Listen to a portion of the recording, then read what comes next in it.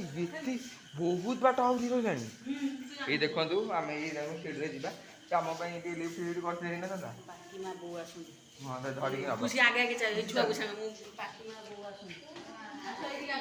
ବୋଉ ଆସିଲେ ଉଠେଇବୁ ଚାଲିଲ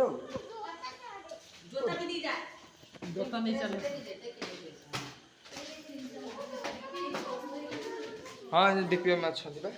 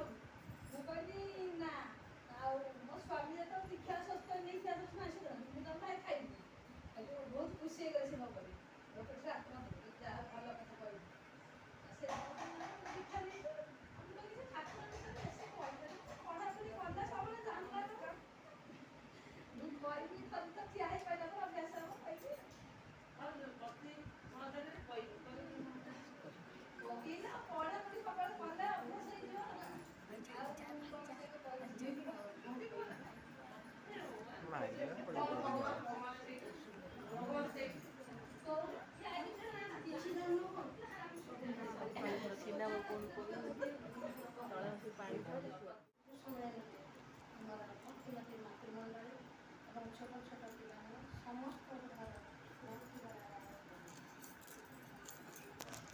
ଲକି ହାତ ଟିକେ ମୁଣ୍ଡ ମାରେ ପ୍ରଥମ କରି ବାଦ୍ୟ ସମୟ ଚାଲୁଛି ମା ମାନେ ପ୍ରଥମ କରି ଚାଲିଲେ ବି ମା ମାନେ ଖୁବ ସୁନ୍ଦର ପରିବେଷଣ କରିଦେଲେ ଠାକୁର ଚାହୁଁଛନ୍ତି ଛୋଟିଆ ଛୋଟିଆ ଛୁଆ ଯେମିତି ହେଇଯିବେ ଯାହା ହଉ ଆମର ଛୋଟ ଛୋଟ ପିଲାମାନେ ଝିଅମାନେ ଆମର ଖୁବ ସୁନ୍ଦର ଭାବେ ଭଜନ କୀର୍ତ୍ତନ ଗ୍ରନ୍ଥ ପାଠ କରି ଭଜନ କୀର୍ତ୍ତନ ଭାରି ସୁନ୍ଦର ଭାବେ ପରିବେଷଣ କଲେ। ମୁଁ ଆଶା କରୁଛି ଆହୁରି ଆର ବର୍ଷକୁ ଆମେ ମାତୃସମ୍ମିଳନୀ ପ୍ରାୟ ଘରେ ଘରେ ସମସ୍ତଙ୍କ ଘରେ କରିବା ଧାରାବାହିକ ଭାବେ ଚାଲିବ। ଆଉ ପ୍ରଥମ କରି ହେଉଛି ଚାଲୁ ସେମିତି ଆଉ ପୁଣି ପାଳି ଦେଲେଣି। ଏଇଟା ହେଉଛି ଆମର ଶ୍ରାବଣ ପରିଶ୍ରମ ଜଗତଜନନୀ ଶ୍ରୀ ଶ୍ରୀ ପରମାଙ୍କର 133ତମ ଆବିର୍ଭାବ ଦିବସ। এই ଦିବସ ଏଇଟା ମାସ ସାରା ପାଳନ କରାଯାଉଛି। ଆଗକୁ ଆସି ଭାଦ୍ର ପରିକ୍ରମା ସେମିତି ଠାକୁରଙ୍କର ମାସ ସାରା ଚାଲିବ। ଆଉ ଠାକୁର ଲକ୍ଷ୍ମୀ ମା ଗୀତ ହେଉଛନ୍ତି ପରମ ପୁରୁଷ ପରମା ପ୍ରକୃତି। ଯେତେବେଳେ ଯୁଗେ ଯୁଗେ ପରମ ପୁରୁଷ ଆସନ୍ତି ପରମା ପ୍ରକୃତି ତାଙ୍କ ସହିତ ବିଳାସ ମିଳିମିଶି ଆସନ୍ତି। ସେଇଭଳି ଆମର ଠାକୁରଙ୍କ ସହିତ ଲକ୍ଷ୍ମୀ ମା ହେଉଛନ୍ତି ଆମର ନାରୀର ନୀତିର ଜୀବନ୍ତ। ତେଣୁ ନାରୀର ଆମେ ପଢ଼ିଦେଉଛୁ ନାରୀନୀତି ଆମେ ପଢ଼ିଦେଉଛୁ କିନ୍ତୁ ଗୋଟେ ନାରୀର ମାନେ ଆମେ ବୁଝୁନାହୁଁ। ସମସ୍ତଙ୍କ ଘରେ ନାରୀନୀତି ସତ୍ୟାନୁସରଣ ପଢ଼ାଉଛୁ ତାକୁ ଆମେ ଗୋଟେ ଲାଇନ୍ କିଛି ବି ବୁଝୁନାହାନ୍ତି ପଢ଼ା ଚାଲିଛି ସେମିତି। କିନ୍ତୁ ତାକୁ ଯଦି ଆମେ ଗୋଟିଏ ବାଣିକି ଯଦି ଆମ କାର୍ଯ୍ୟରେ ବା ଆମ କର୍ମକ୍ଷେତ୍ରରେ କିମ୍ବା ଆମ ଜୀବନରେ ତାକୁ ଅନୁସରଣ କରି ଚାଲିବା ତାହେଲେ ଆମର ଜୀବନ ସାର୍ଥକ। এইটাକୁ ବର୍ତ୍ତମାନ ଆଚାର୍ଯ୍ୟ ଦେବ ସେଇଟାକୁ ଚାଲୁଛି। ଆଉ ଲକ୍ଷ୍ମୀ ମା ଆମର ଆସିବେ ତ ଆରମ୍ଭ ହେଉଛି ତେଣୁ ଟିକେ ତାଙ୍କ ଜନ୍ମବୃତ୍ତାନ୍ତ ହେଉଛି ସେ 1301 ଶ୍ରାବଣ 30 ଦିନ କୃଷ୍ଣ ଦ୍ୱାଦଶୀ ରବିବାର ଦିନ 8:50 ଜନ୍ମଗ୍ରହଣ କରିଥିଲେ। କାଲି ସମସ୍ତଙ୍କ ଘରେ ଆମର 8:50 ଜନ୍ମଲଗ୍ନ ଘୋଷଣା। ତେଣୁ କାଲି 8:50 ତେଣୁ ସବୁ ମା ମାନଙ୍କୁ ମୋର ବିଶେଷ କରି ଅନୁରୋଧ ସମସ୍ତଙ୍କ ଘରେ କାଲି ମାତୃସମ୍ମିଳନୀ କାଲି ସମସ୍ତଙ୍କ ଘରେ ମାଙ୍କର ଜନ୍ମଲଗ୍ନ ଘୋଷଣା। ଆଉ କାଲି ଆମର ତପୁ ମାଙ୍କ ଘରେ ଅଛି ମାତୃସମ୍ମିଳନୀ। ଯେଉଁ ମା ମାନେ ଏଠି ଉପସ୍ଥିତ ଅଛନ୍ତି ସମସ୍ତଙ୍କୁ ମୁଁ ଅନୁରୋଧ ରଖେ ସମସ୍ତେ ଯେମିତି କାଲି ଆହୁରି ଅଧିକ ସଂଖ୍ୟାରେ ଯେମିତି ତାଙ୍କ ଘରେ ଉପସ୍ଥିତ ହେବେ। ଯାହା ମାତୃସମ୍ମିଳନୀ ଆମର 3ଟା 3:30 ଭିତରେ ହେବା କଥା। ଯଦି ବି ଏକଥା ନ ହୁଏ 10ଟା 9ଟା ଏମିତି ଦିନରେ ଆମର ସାରିବା କଥା। ଆମର ତ ଏଠି ଆରମ୍ଭ ହେଉଛି ପ୍ରଥମେ ସେଥିପାଇଁ ଆମର କରିକି ରହିଥାନ୍ତେ ଆଜି ପ୍ରାର୍ଥନା ସମୟରେ ଏଇ ସବୁ ଡେରି ହେବ ବୋଲି ମା ମାନଙ୍କର ପ୍ରଥମେ ଆସୁଛନ୍ତି ସେଇଥିପାଇଁ ହେବ। ଆର ବର୍ଷକୁ ଆମେ 3ଟା 3:30ରେ କେଉଁ ମା ମାନଙ୍କର କାମ ନଥିବ ଏଇଟା ବି ଆଚାର୍ଯ୍ୟ ଦେବ କହିଛନ୍ତି ମା ମାନଙ୍କର କାମ ନାହିଁ। ତେଣୁ ସେଇ ସମୟରେ ମା ମାନେ ସମସ୍ତଙ୍କ ଘରକୁ ଯାଇପାରିବେ। ତେଣୁ ସେଇ ସମୟଟାକୁ ନିର୍ଦ୍ଦିଷ୍ଟ କରିଛନ୍ତି 3ଟା 3:30 ସମୟ। ଆଉ ଆର ବର୍ଷକୁ ଆମେ ସେମିତି କରିବା ଏ ବର୍ଷ ଯାହା ହଉ ଆମର ମାଙ୍କ କଥା ଗୋଟିଏ କହୁ ମା ତ ଗୋଟିଏ କଥା ତ କହିଲେ ଆମର ତପୁ ମା ସେମିତି ମାନେ ମା 11 ବର୍ଷ ବୟସରେ ବାହା ସେ କିଛି ବି ଜାଣିନଥିଲେ। ଖାଲି ଆସିଲା ବେଳେ ତାଙ୍କ ଆଈ କହିଥିଲେ ତାଙ୍କ ବାପା ହେଉଛନ୍ତି ଗୋପାଳ ବଲ୍ଲଭ ଭଟ୍ଟାଚାର୍ଯ୍ୟ ମା ହେଉଛନ୍ତି ପ୍ରେମନିଧି। ତାଙ୍କ ମା ଯେତେବେଳେ ଲକ୍ଷ୍ମୀ ମାଙ୍କୁ ପ୍ରସବ କଲେ ତା ଆଗରୁ ତାଙ୍କ ମାଆକୁ ସ୍ୱପ୍ନ ଦେଲେ।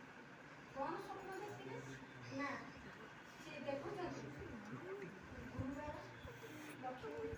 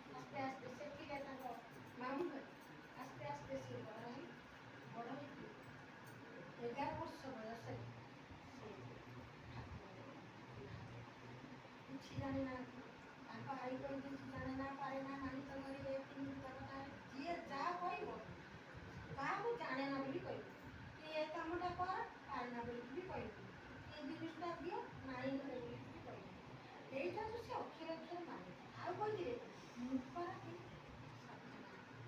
ମାନେ ସେ ତାର ଆଈ ପଛରେ ବହୁତ କଳା ସେ ତାଙ୍କର ଯେଉଁ 11 ବର୍ଷ ବୟସରେ ବାହା ହେଇଥିଲେ କିଛି ବି ଜାଣିନଥିଲେ କିନ୍ତୁ ତାକୁ ଯେତେବେଳେ ଯେଉଁ କାମଟା କହନ୍ତି କରିବାକୁ ସେ କାମ ଆସୁ ନ ଆସୁ ହଁ ମାରିଦେଇ ତାଙ୍କର ଜଣେ ପିଉସୀ ମା ଥିଲେ ପିଉସୀ ଶାଶୁ ସେ ତାକୁ ଭାରି ହଇରାଣ କରନ୍ତି ନା ବାସନ ଫାସନ ମାଜିକି ରଖିଥିବେ ଗାଳି ଶୁଣେ ରଖିବା କିଛି ଶୁଣେ ମାନେ ଏମିତି ତାଙ୍କର ସହିବା ଧୈର୍ଯ୍ୟଟା ଥିଲା ସେ କାହା ପୁଅର ଦେହ ଅସୁସ୍ଥ ଥିଲା ସିଏ କ'ଣ କଲେ ନା ମାଗିଲେ କିଛି ପଇସା ତୋତେ କିଛି ପଇସା ନାହିଁ ମୁଁ କାନର ଦିଟା ଝୁମକା ପିନ୍ଧିବି କିନ୍ତୁ ଏ କଥାକୁ କେହି ଜାଣିନାହାନ୍ତି ତାଙ୍କୁ ଯେତେବେଳେ ପଚରା ମତେ କିଛି କହୁନାହାନ୍ତି ଏ କଥା ସେଥିପାଇଁ ତାଙ୍କୁ ବହୁତ ଭର୍ସନା ତା ବାପ ଘରକୁ ଦେଇଥିବ ଆଉ ସେ ସେଇଥିପାଇଁ କିଛି କହୁନି ନା କିନ୍ତୁ ତଥାପି ବି ଆମେ ସେଇଟା କରିପାରିଥାନ୍ତେ ଆମେ ସାଙ୍ଗେ ସାଙ୍ଗେ ଉତ୍ତର ଦେଇଦେଉଛୁ କିନ୍ତୁ ସେ ପାଟି ଖୋଲିବ କିଛି ଦିନ ପରେ ସେଇ ମାଟି ନେଇଥିଲେ କହିବ ମାଟି ନେଇଥିଲେ ସେ ଲୁଚେଇକି ଆଣିକି ତାଙ୍କୁ ଦଉଛନ୍ତି ସେ ଯେତେବେଳେ ଲୁଚେଇକି ଆଣିକି ଦଉଛନ୍ତି ତାଙ୍କ ଶାଶୁ ସମସ୍ତେ ଜାଣିଲେ କ'ଣ ସେଠୁ କହିଲେ ଏମିତି ମା' ମୋତେ ଦେଇଛନ୍ତି ମୁଁ ଏକୁ ମୋ ପୁଅ ଦେହ ଖରାପ ଥିଲା ମୁଁ ନେଇଥିଲି ଆଉ ତାପରେ ମା' ଦେଇଦେଲି ମୋ ପଇସା ଯେମିତି ହେଲା ମୁଁ ତାକୁ ମୁକୁଳେଇକି ତାକୁ ମାନେ ପକେଇକି ମୁଁ ଧାର ପଇସା ଆଣିଥିଲି ତାପରେ ମୁକୁଳେଇକି ଯେମିତି ପଇସା ହେଲା ମା' ମୋ ପୁଅ ଦେହ ଭଲ ହେଇଗଲା କିନ୍ତୁ ସେଇଠୁ ସେମାନେ ବୁଝିଲେ ଯେ ଦେଖ ଏତେ କଥା କହିବା ପରେ ମା'ଙ୍କର କିଛି ମା' ପଦେ ବି ପାଟି ନାଇଁ ତ ଘରେ ଏ କଥାଟା କେବେ ବି ତାଙ୍କ ଜୀବନରେ ଯାହା ମାଗୁଥିଲେ ସିଏ ତ ଏତେ ମନେ ରଖିବା ଶକ୍ତି ତାଙ୍କର ଥିଲା ଅମ୍ପି ଜାଗାରେ ଏ ଜିନିଷଟା ଅଛି ସାଙ୍ଗେ ସାଙ୍ଗେ ସେ ବରାଦ କରିକି ସେ ଜିନିଷଟା ଦେଇଥିଲେ এইটা ବି ତାଙ୍କର ଗୋଟେ ଭାରି ଭଲ ସଂରକ୍ଷଣ ଆମର ଏଇଟା ଆମେ ନାରନୀତିର ପଢ଼ୁଛନ୍ତି ଯେଉଁ ଅଷ୍ଟ ବୈଶିଷ୍ଟ୍ୟ ମା'ମାନଙ୍କ ରହିବା ଉଚିତ ସେ ଅଷ୍ଟ ବୈଶିଷ୍ଟ୍ୟ ମାନେ ଲକ୍ଷ୍ମୀ ମା'ଙ୍କ ପାଖରେ ଏଇଟା ପୁରା ଜୀବନ୍ତ ଉଦାହରଣ ଥିଲା ମା' ଏ ଅଷ୍ଟ ବୈଶିଷ୍ଟ୍ୟକୁ ତାଙ୍କ ଚରିତ୍ରରେ ଚରିତ୍ରାୟିତ କରିଥିଲେ ଏଇ ଅଷ୍ଟ ବୈଶିଷ୍ଟ୍ୟରେ ଥିଲା ଆମର ନାରନୀତିର ପଞ୍ଚମ ବାଣୀ ଏଥିରେ ଥିଲା ନିଷ୍ଠା ଧର୍ମ ଶୁଶ୍ରୂଷା ସେବା ସାହାଯ୍ୟ ସଂରକ୍ଷଣ ପ୍ରେରଣା ଆଉ ସୁପ୍ରଦାନ ଏଇ 8ଟା ବୈଶିଷ୍ଟ୍ୟ ଭିତରେ ଆମର ନିଷ୍ଠା ନିଷ୍ଠା ତାଙ୍କ ମା'ଙ୍କର ଏମିତି ନିଷ୍ଠା ମାନେ ବିଶେଷ ଭାବେ ଲାଗି ରହିବ ଏମିତି ନିଷ୍ଠା ମା'ଙ୍କର ଥିଲା ତାଙ୍କ ସ୍ୱାମୀଙ୍କ ପ୍ରତି ଠାକୁରଙ୍କର ଦେହ ଖରାପ ଥିଲା ସେ 42 ଦିନ ଧରି କିଛି ଖାଇନାହାନ୍ତି ଖାଲି ଯେଉଁ ବରଦାଙ୍କର ଅନୁରୋଧ କଲେ ଟିକେ ଟିକେ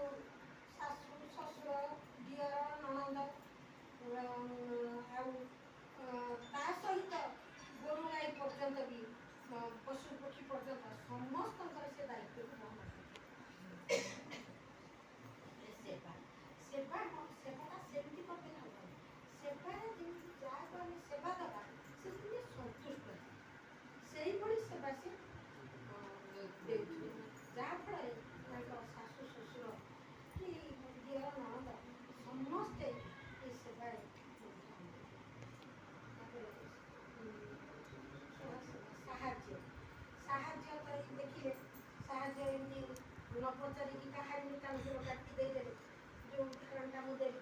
ଏମିତି ତ କେତେ ଅସରନ୍ତି ଉଦାହରଣ ଅଛି, ଆମକୁ ତ ସମୟ ନାହିଁ।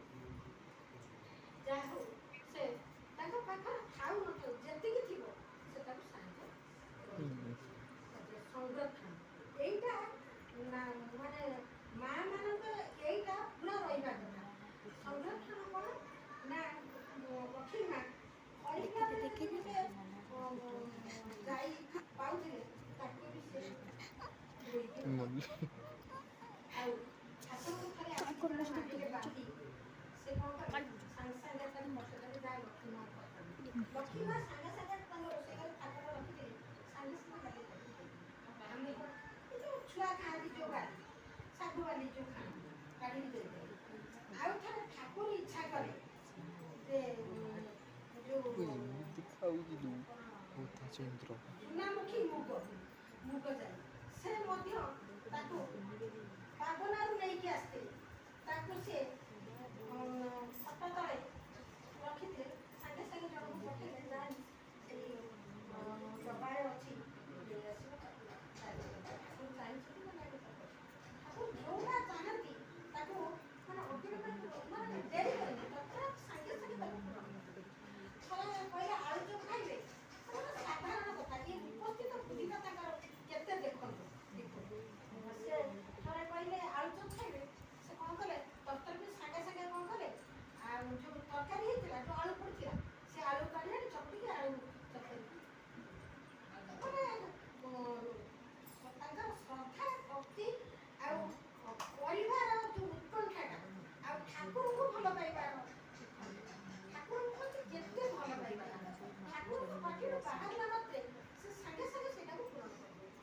ଆଉ ତାପରେ ଯେଉଁଟା ଶ୍ରେଷ୍ଠ ପ୍ରେରଣା ସେ ସବୁ କଥାରେ ଠାକୁରଙ୍କୁ ପ୍ରେରଣା ଦେଉଥିଲେ ଯାହାକି ସେ ଠାକୁରଙ୍କର ମନୋବୃତ୍ତି ଅନୁସାରେ ଯେଉଁ ଯାହା ଫଳରେ ସେ ଠାକୁରଙ୍କର ସବୁ କଥାକୁ ସାଙ୍ଗେ ସାଙ୍ଗେ ପଛରେ ମାନେ କାଳିଆ ଛାଇ ଭଳିଆ ହେଇକି ରହିକି ସବୁ କଥାରେ ସେ ତାକୁ ପ୍ରେରଣା ଦେଉଥିଲେ।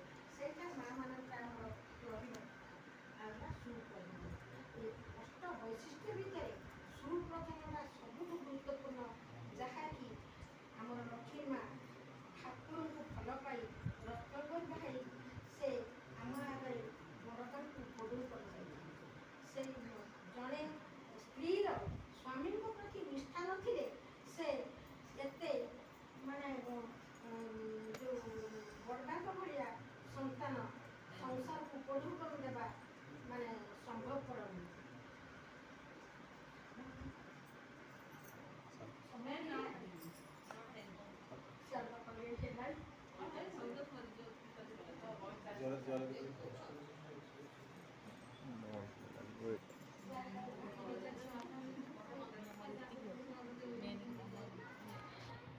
ଆଉ ଗୋଟିଏ କଥା ଅଛି ଯଜନ ଯାଜନ ଇଷ୍ଟପତି ସ୍ୱତୈ ଶିବାଚାର୍ଯ୍ୟ ପାଞ୍ଚଟି ଆମର ଠାକୁର ଆମକୁ ଦେଇଯାଇଛନ୍ତି ମଧ୍ୟ ସେଇ ଯଜନ ଯାଜନ ଇଷ୍ଟପତି ସ୍ୱତୈ ସଦାଚାର ଯାହା କଲେ ଆମ ମନର ଚିନ୍ତାଧାରାଟା ସବୁବେଳେ ଭଲ ରହିବ ଆଉ ଆମକୁ ରୋଗ ସୁଖ ଗ୍ରହ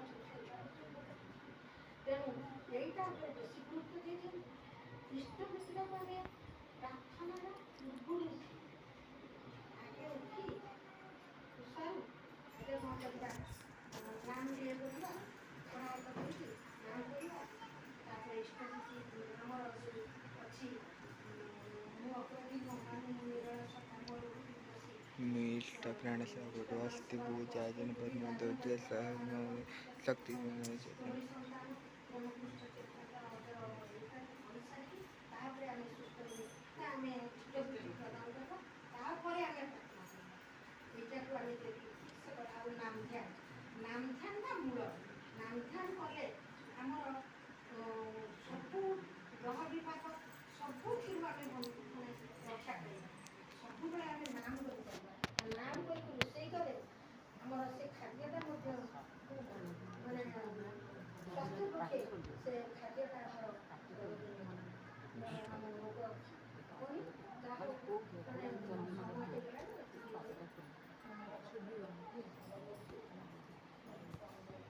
गोविंद बोल रे। जय राधे राधे कृष्ण कृष्ण गोविंद गोविंद बोल रे। राधे गोविंद गोविंद न गोविंद गोविंद बोले सदा राखरे। जय राधे राधे कृष्ण गोविंद गोविंद बोल रे। क्षण रे मानव पद चतुरी भजने बोला हरि हरि हरि नाम परम मना परमूल धर्म धर्म कुकर्म शरण वन्दे पुरुषोत्तमं वन्दे पुरुषोत्तमं वन्दे पुरुषोत्तमं। जय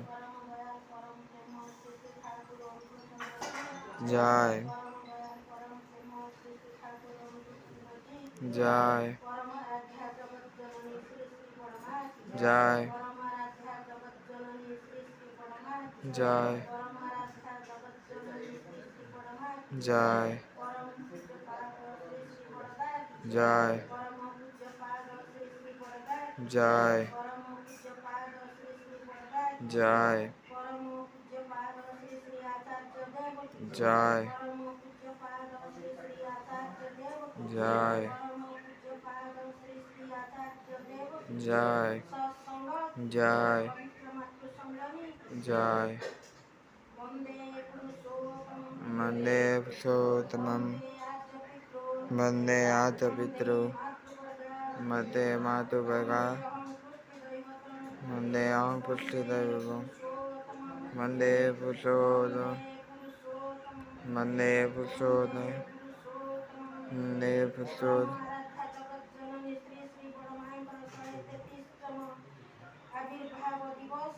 जय जय गुरु।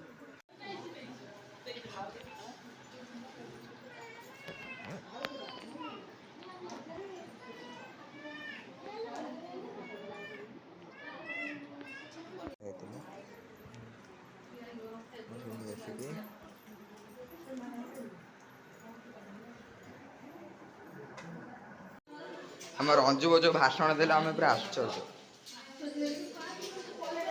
अनिब मो बो जा भल होता ना तू कहली हि हि कसता मु भाभी पूरी डालमा देवे लो ए हे ये चाट दी टकी दिले